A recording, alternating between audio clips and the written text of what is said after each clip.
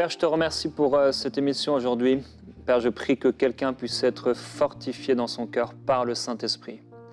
Tu nous as appelés à proclamer ta parole, à annoncer l'Évangile autour de nous. Tu nous as donné le Saint-Esprit. Tu as dit que tu ne nous laisserais pas seuls. Et Saint-Esprit, tu es venu habiter dans notre cœur. Seigneur Jésus, tu es là en nous et tu veux te manifester. Tu veux régner, tu veux faire du bien aux gens qui sont autour de nous. Et je prie, Père, alors que cette semaine nous parlons d'annoncer l'Évangile, d'être une lumière, un témoin, que tu touches ton peuple et que tu ressuscites ce qui est mort. S'il y a une passion qui s'est endormie, un zèle qui s'est endormi, je prie, Père, qu'aujourd'hui encore, pendant le reste de cette semaine, cette passion et ce zèle renaissent par ton esprit. Toi qui as la capacité, le pouvoir, Seigneur, de ranimer la flamme, de redonner le feu, la passion et le zèle. Je prie que tu le fasses dans nos cœurs par ton esprit et qu'on puisse vraiment être au cœur de ta volonté. Faire ce qui te plaît, ce que tu veux de nous, afin que lorsqu'on va te voir, on n'ait pas à rougir, on n'ait pas à avoir honte ou à regretter de ne pas avoir fait ce qu'on aurait dû faire et d'annoncer ce qu'on aurait dû annoncer. Nous t'adorons, nous te glorifions, Jésus-Christ. Je prie que quelqu'un, malgré ses propres besoins, puisse se tourner vers les autres aujourd'hui et découvrir l'aventure que c'est d'être passionné pour toi et d'annoncer ta parole. Je prie, Père, que rien ne puisse empêcher ton peuple, que rien ne puisse m'empêcher d'annoncer ta parole autour de nous. Nous t'adorons, Seigneur. Merci, précieux Saint-Esprit, pour la puissance que tu veux déployer à travers nos vies. Merci pour ton amour, pour ta grâce. Merci pour ta présence qui est fidèle. Tu es toujours là et tu veux te glorifier. Merci, Seigneur, pour ce temps. On ouvre notre cœur à ta parole, à ta présence. Et à nous parler, Saint-Esprit. Viens nous parler, Seigneur. Amen. Gloire à Dieu, on est heureux de vous retrouver avec notre invité Samuel. Samuel, tu es un évangéliste, un homme qui aime les âmes. Voilà, tu veux nous encourager aujourd'hui. Tu es un gagneur d'âmes, tu proclames la parole. Encourage-nous. Amen. Et aide-nous à ne pas retenir, à ne rien retenir. C'est ça. Non, c'est fou parce que pendant que tu priais, je me souvenais juste du moment où j'ai fait la rencontre de Jésus, quoi. Ça change une vie, quoi. Quand Jésus vient, il transforme nos vies. Et ce glorieux évangile, c'est une bonne nouvelle. L'évangile est une bonne nouvelle. Lorsque tu proclames l'évangile, tu proclames une année de grâce. Tu peux permettre à des gens qui se trouvent dans des situations catastrophiques de vivre une année de grâce.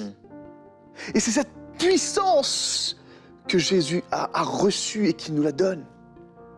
Lorsqu'on lit dans Luc 4, au verset 16, lorsque Jésus parle dans cette synagogue, il ouvre ce livre et qu'il dit « L'Esprit de l'Éternel est sur moi, parce qu'il m'a oint pour annoncer une bonne nouvelle aux pauvres. » L'Esprit de l'Éternel, l'Esprit du Seigneur est sur moi pour rendre libres ceux qui sont opprimés, pour proclamer la vue à ceux qui sont aveugles et pour proclamer une année de grâce. C'est la puissance que l'Esprit nous donne, les amis. Et moi, j'aimerais vous encourager aujourd'hui à réaliser une chose. Rien ne peut empêcher la parole de Dieu d'être annoncée. Rien, il n'y a aucune barrière aujourd'hui il n'y a aucune personne, il n'y a aucun gouvernement, rien ne peut empêcher l'amour de Dieu d'être proclamé. Il n'y a pas de barrière, il n'y a pas de frontière, il n'y a rien, il n'y a aucune loi, rien ne peut empêcher l'évangile de Jésus-Christ d'être annoncé. Parce que Christ nous a oints pour cela. Nous avons été oints pour cela. Si Christ nous a oints, si Dieu nous a oints, ce n'est pas en fonction des circonstances. C'est à cause de l'appel qui est sur nos vies. C'est à cause de son sacrifice à la croix. Ce que Jésus a accompli à la croix n'est pas vain. Il ne concerne pas une saison du passé. C'était passé, présent, futur, éternel. Ce que Christ a accompli à la croix, lorsqu'il est mort pour chacun de nous, c'est un événement éternel qui a pris place. Et nous avons accès à cette réalité maintenant même, au moment où on parle, et on a accès à cette puissance qui a été libérée par Jésus-Christ à la croix. Et je réalise une chose, c'est que cette puissance est tellement effective que rien n'a pu empêcher Dieu d'agir. Même Satan, qui a cru détruire Jésus, qui a cru arrêter le plan de Dieu en emmenant Christ à la croix, a accompli la volonté de Dieu. La mort n'a pas empêché Jésus de continuer son œuvre. La mort n'a pas empêché le Père d'envoyer la promesse qu'est le Saint-Esprit pour que son peuple puisse être saturé de cet esprit et que le vieillard, que les jeunes puissent avoir des visions, des songes et que les malades soient guéris. Oh, c'est la parole de Dieu, les amis. Et j'aimerais, dans ce magnifique thème, ne laisse rien t'empêcher de prêcher l'évangile. J'ai trop entendu de personnes me dire « cette personne elle n'est pas prête » ou « cette personne est ceci ». Il y a des saisons, effectivement. Il y a des gens, quand tu vas parler avec eux, tu sens qu'ils ne sont pas ouverts. Mais cela ne t'empêche pas de libérer son amour et d'attendre l'opportunité de Dieu, le timing de Dieu pour pouvoir dire « maintenant, son cœur est ouvert, j'y vais ». En fait, il faut que nous soyons constamment prompts, en fait, prêts. C'est comme si nous sommes sur les starting blocks. Et on a ce feu-là du Saint-Esprit, la parole de Dieu en nous, et on attend que Dieu nous ouvre une porte. Quand on parle à quelqu'un, on voit que la personne, elle n'est pas encore ouverte, on libère l'amour, on écoute la personne, et dès l'instant où le Saint-Esprit fait une percée, boum, la parole de Dieu sort. Et moi, je crois dans cette réalité. On va lire ensemble dans Jean 4, au verset 35. Ne dites-vous pas, c'est Jésus qui parle, ne dites-vous pas qu'il y a encore 4 mois jusqu'à la moisson? Voici, je vous le dis, levez les yeux et regardez les champs qui déjà blanchissent pour la moisson. Jésus, avant même ce qu'il a accompli à la croix, déclarait déjà cela à ses disciples. Là, vous êtes en train de vous dire peut-être, il faut à peu près encore 4 mois là, avant que la moisson soit prête. En fait, nous, on est comme ça, on réfléchit, on essaye d'établir un processus. Mais les amis, Jésus dit aux disciples, levez vos regards, regardez au loin. Les champs blanchissent, quelque chose se passe, les âmes sont prêtes, les personnes, ta famille est prête, les gens autour de toi, ils sont prêts à entendre l'amour de Dieu, à voir l'amour de Dieu manifesté au travers de ta vie. Et je crois aujourd'hui que Dieu veut libérer plusieurs personnes qui peut-être pensent que son pays, peut-être pensent que son quartier, que peut-être pensent que à cause de toutes sortes de choses, c'est impossible d'annoncer l'évangile, même si aujourd'hui il y a des restrictions, même si aujourd'hui il y a des règles par rapport au Covid et tout cela. Bien sûr, il faut respecter, on n'est pas là pour être des rebelles, parce qu'on représenterait mal Christ. Mais malgré la barrière que ça pourrait créer d'avoir un masque, la distance, est-ce que vous croyez que le Saint-Esprit ne peut pas agir à cause d'un masque? Est-ce que vous croyez que le Saint-Esprit ne peut pas agir à cause d'un vaccin? Est-ce que vous croyez que le Saint-Esprit ne peut pas continuer à bouger et à agir à cause d'une distance? Non! Non, c'est nous qui devons nous adapter à lui et laisser le Saint-Esprit prendre place en chacun de nous. Et moi, je crois aujourd'hui qu'il y a des gens qui vont expérimenter des guérisons, des restaurations, qui vont voir leurs amis être sauvés alors qu'ils écoutent cette vidéo et qui juste disent « Ok, Seigneur, maintenant envoie-moi ». Seigneur, peut-être que, tu sais, ça me fait penser à un ami, un évangéliste aujourd'hui qui met le feu. À l'époque, il vient me voir, il me dit Sam, j'ai un appel d'évangéliste, mais je ne sais pas trop comment faire, je ne sais pas comment prêcher, comment... Je dis, écoute, ton voisin qui est à côté de chez toi, là. Parce qu'en plus, j'avais eu une image, je voyais son voisin assis sur des escaliers en face de sa maison, en face de sa porte d'entrée. Et je dis, je vois comme ton voisin qui est assis à la porte de son entrée. Souvent, il me dit, bah oui, effectivement, c'est le cas. Je lui dis, mais lui, est-ce qu'il a entendu Jésus? Elle me fait, bah non. Je lui dis, bah tu vas aller prêcher l'évangile à ton voisin. Commence par là. Et au fur et à mesure, tu verras que Dieu est capable de toucher 1, 2, 3. Parce que Dieu il va fonctionner aussi par étapes. Il ne va pas te demander tout de suite, là, parce que tu entends ce message, de te mettre devant 10 000 personnes pour qu'ils soient touchés.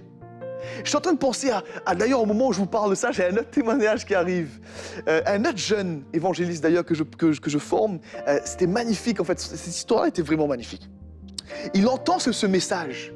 Parce que je l'ai annoncé, je l'ai prêché aussi une fois ou deux à Extravagance, le fait de ne pas être bloqué, de ne pas être empêché de prêcher l'évangile, d'y aller malgré ce qui se passe. Et ce jeune homme, dans son lieu de travail, a commencé à cause des relations qu'il entretenait avec ses collègues, en dehors du travail, bien sûr, en dehors des heures de bureau, il a commencé à annoncer son témoignage, à parler de ce que Christ a fait dans sa vie. Il a commencé à prêcher l'évangile, en fait, à ses collègues. Et il commençait à expérimenter des choses qui venaient de Dieu dans son entourage, dans ses collègues. Et un jour, il m'appelle, il me dit, Sam, écoute, je t'avoue que j'ai commencé, ils ont soif, ils ont envie d'entendre plus la parole de Dieu, mais je t'avoue que je me sens pas trop encore prêt pour aller plus loin. Est-ce que tu veux bien m'aider? J'ai dit, bien sûr, qu'est-ce que je peux faire pour t'aider? Et là, il me dit, mais ça te dirait que je prends une salle dans mon quartier, je dis à tout le monde de venir et tu viens prêcher? Je fais, bah ouais, vas-y. Et j'avais jamais encore vu ça, tu sais. Mais je te promets, c'est un truc de fou. Le gars a réuni tous ses collègues de travail, y compris ses patrons, dans une petite salle communale, dans une mairie, pour que je puisse annoncer l'évangile. Il n'y avait pas de groupe de louanges, il n'y avait pas de chrétiens, il y avait juste 2-3 gars de mon équipe, mais c'est tout. Et là, j'avais 27 personnes en face de moi, que des employés de la même équipe. Un truc de fou. Et là, je dis, mais waouh! Je dis, mais c'est un jeune homme qui a juste eu le courage, l'audace, en fait, de ne pas se laisser enfermer par entre guillemets, toutes les règles et tout ça. Et il s'est dit, ok, Dieu peut faire au-delà. Il a permis à ce qu'il le fasse à part, dans un autre moment, en dehors du travail. Mais tous ses collègues étaient là. Et là, j'arrive et je vois tous ces gens, je fais, waouh! C'est possible! C'est incroyable! Et là, je commence à annoncer l'évangile, à prêcher mon témoignage, ce que Dieu a fait, bam, bam. Et là, le Seigneur commence à toucher les cœurs des gens qui étaient là. Et des délivrances, des guérisons, des gens qui commencent à se lever. J'ai fait un appel au salut, tout le monde s'est levé pour recevoir Jésus. Waouh!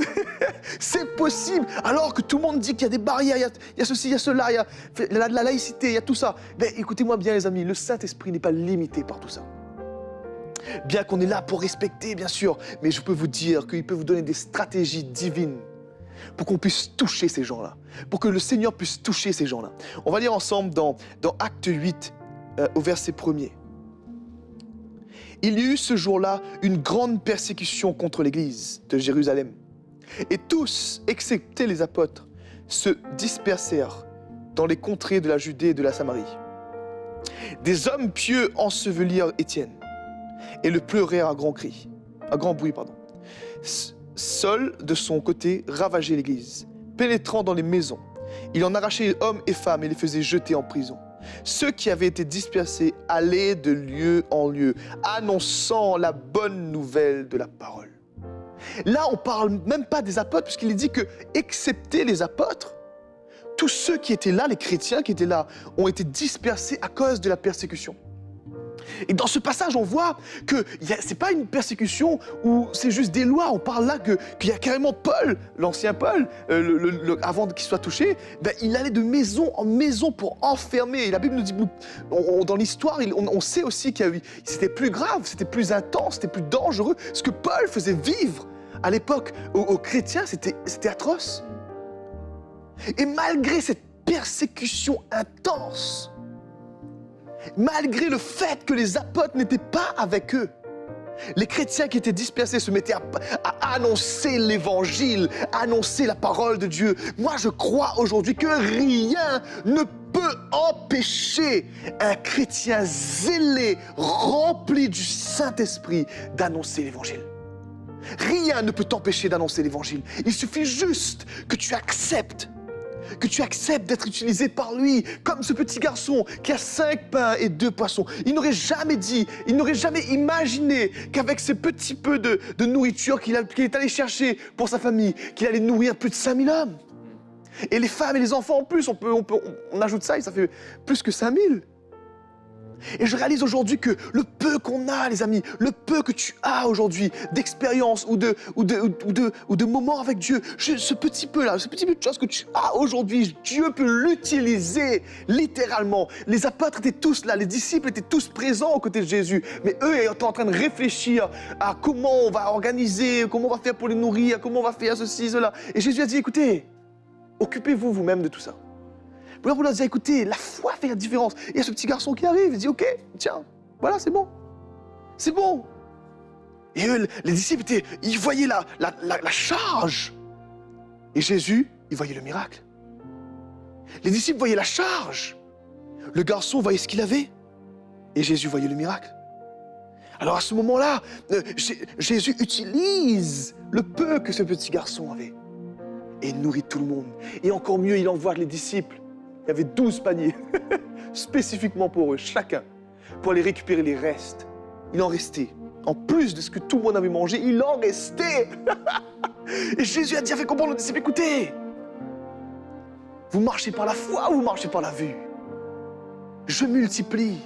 Même le petit peu que tu as aujourd'hui, mon ami, la petite portion que tu as aujourd'hui, Dieu veut l'utiliser pour sa gloire. Amen.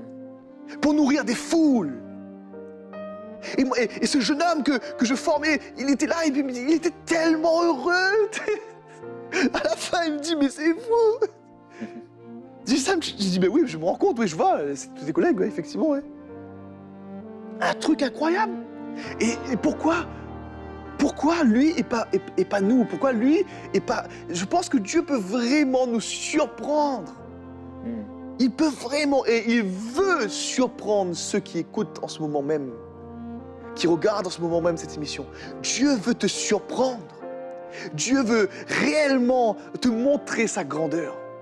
Il veut te montrer à quel point il est bon. Et moi, dans ma vie, dans ma jeune vie de vie chrétienne, en fait, je pense qu'à force d'oser, à continuellement me dire dans ma tête, quand je me lève le matin, Seigneur, j'ai l'impression que je ne suis pas capable, j'ai l'impression que je dois rattraper ça, mais c'est pas grave, Seigneur, utilise-moi, fais quelque chose aujourd'hui, Seigneur, utilise-moi. En fait, je réalise que j'ai énormément de témoignages aujourd'hui parce que ça se passe. Je racontais ça aussi à l'église, un témoignage dans l'avion.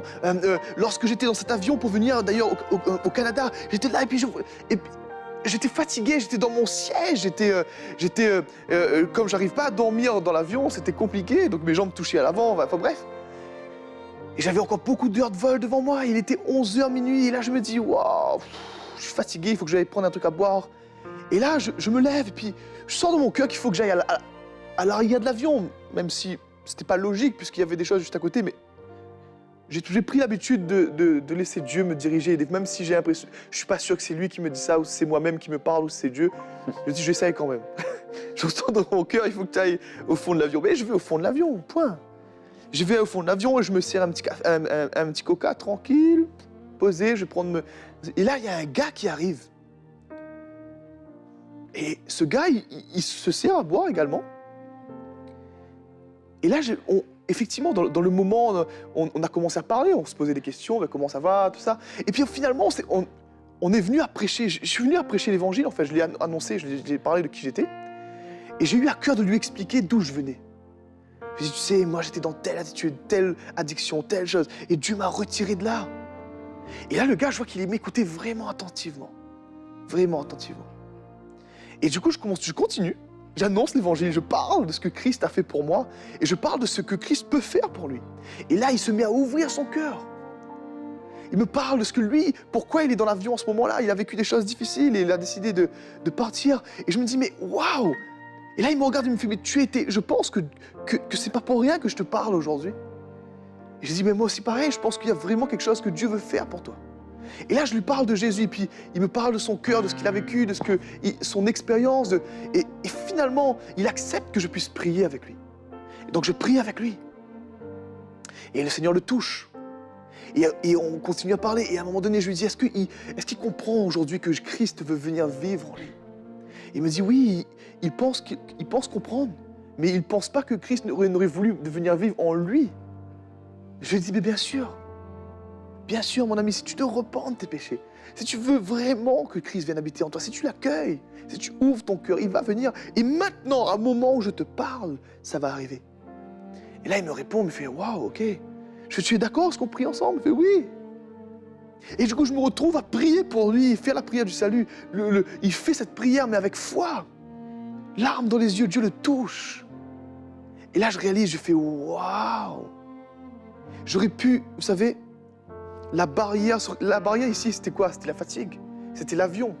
C'était le fait que ce gars-là, il venait peut-être juste boire un truc, il est peut-être pressé, retourner à sa place, il est peut-être fatigué, il était minuit.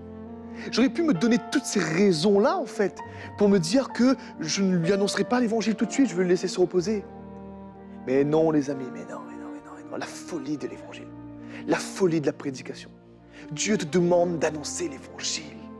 J'ai senti que la porte était ouverte, que son cœur était ouvert. Effectivement, s'il était venu, il avait pris à boire, il a dit bonjour. Il serait reparti, bon, là, j'aurais pas forcé. On sent que la personne n'est pas du tout accessible et ouverte pour pouvoir faire quelque chose à ce moment-là. Donc, je l'aurais laissé passer. Et j'aurais prié pour lui à ma place en me demandant, Seigneur, ouvre une porte pour que je puisse revoir ce monsieur, quoi. Mais là, la discussion s'est engagée et boum, le cœur s'est ouvert. Et je me suis dit, wow, ça c'est bon, ça c'est bon. Je crois que j'ai pu jeter mon filet à ce moment-là. Et je crois aussi que Dieu veut le faire à travers de nous, au travers de chacun de vous, les amis. Et vous savez, je pense aussi à ceux qui se disent, mais comment ça se fait que moi, ça ne m'arrive pas? Je parle et les gens ne sont pas ouverts. Je parle et j'ai l'impression que c'est fermé. Et tu sais, il y a peut-être plusieurs raisons à ça.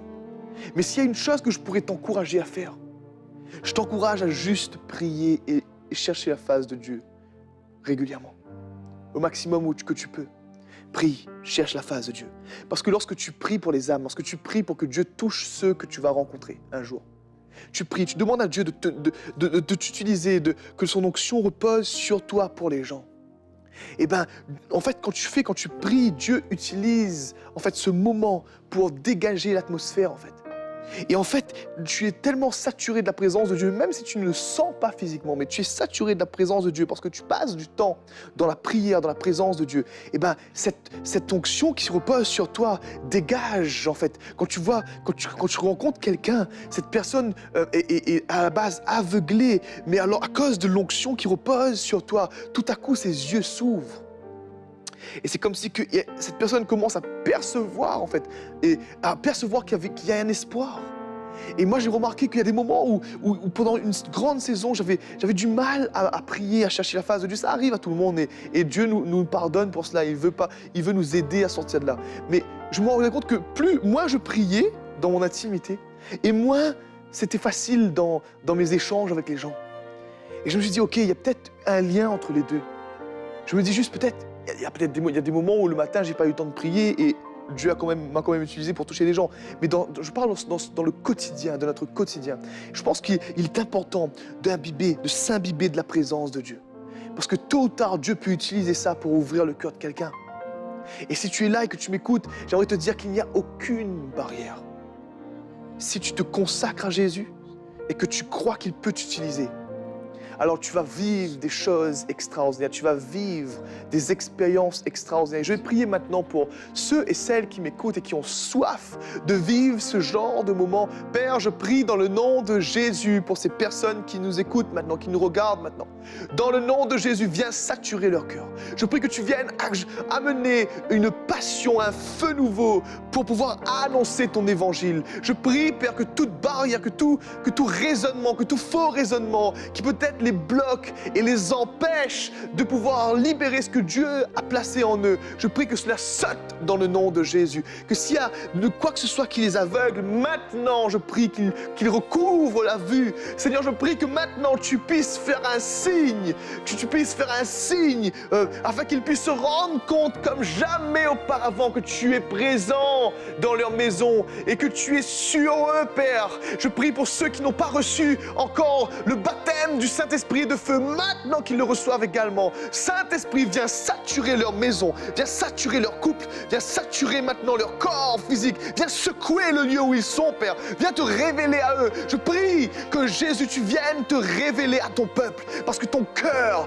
est de te révéler à ton peuple. Et je prie maintenant, Père, que la passion, le feu, le zèle de l'Évangile se lève comme jamais. Je prie pour que des signes, des miracles, des prodiges, des délivrances se fassent au travers des enfants de Dieu, ceux qui regardent cette émission maintenant et ceux qui sont en contact de ceux qui regardent cette émission, Père. Merci de déverser ton onction. Merci de rappeler à chacun de nous qu'avec nos 5 pains et nos 2 poissons, avec le peu qu'on a, que tu peux nous utiliser, que tu peux utiliser ce que le peu qu'on a pour que des centaines et des milliers de personnes soient bénies et soient restaurées et reçoivent la nourriture du ciel. Père, merci d'activer des disciples de Christ, d'activer et d'élever une armée de disciples dans la francophonie. Père, merci parce que tu aimes ton peuple. Dans le nom de Jésus.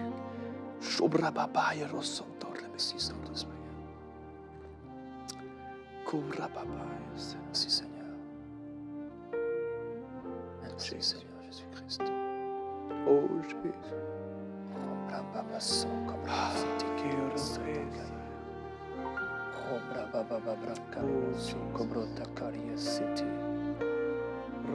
Saint-Esprit, merci. Merci pour ton feu, Seigneur. Merci pour ta gloire et ton onction. Merci pour ta présence, Saint-Esprit. Fais vivre à ton peuple ta gloire. Illumine les yeux des cœurs. Ouvre les yeux afin qu'on puisse voir, qu'on puisse saisir la glorieuse richesse de ta présence, l'héritage, ce qui nous appartient en toi, Christ. Que nos bouches soient ouvertes pour proclamer ta parole. Que nos yeux puissent voir, Seigneur, les gens, les âmes qui souffrent. Et que oui, rien ne nous empêche de proclamer l'évangile de Christ par lequel nous avons été sauvés. Père, nous ne voulons pas être des personnes qui gardent tout pour nous, mais on veut annoncer ta parole. Et merci, Père, pour ce que tu fais, ce que tu crées dans nos cœurs maintenant. Nous disons oui à ta volonté. Seigneur, oui, quoi que tu nous demandes, Seigneur, de faire, on veut dire oui. Merci, précieux Jésus-Christ. Merci, précieux Saint-Esprit. Gloire à Jésus-Christ. Gloire à Dieu. Et vous pouvez trouver quelqu'un autour de vous, un chrétien peut-être, et aller ensemble annoncer l'Évangile. Et que Dieu ressuscite le zèle, la passion pour les âmes. Allez et annoncer la bonne nouvelle de l'Évangile, gagner des âmes et que la gloire du Seigneur vraiment puisse se manifester. Merci beaucoup Samuel pour tes encouragements, c'est très édifiant. Très édifiant, on va se retrouver demain, frères et sœurs, dans Prière Inspirée. D'ici là, priez vraiment que Dieu mette sur votre route des personnes qui ont besoin de lui. Il le fera.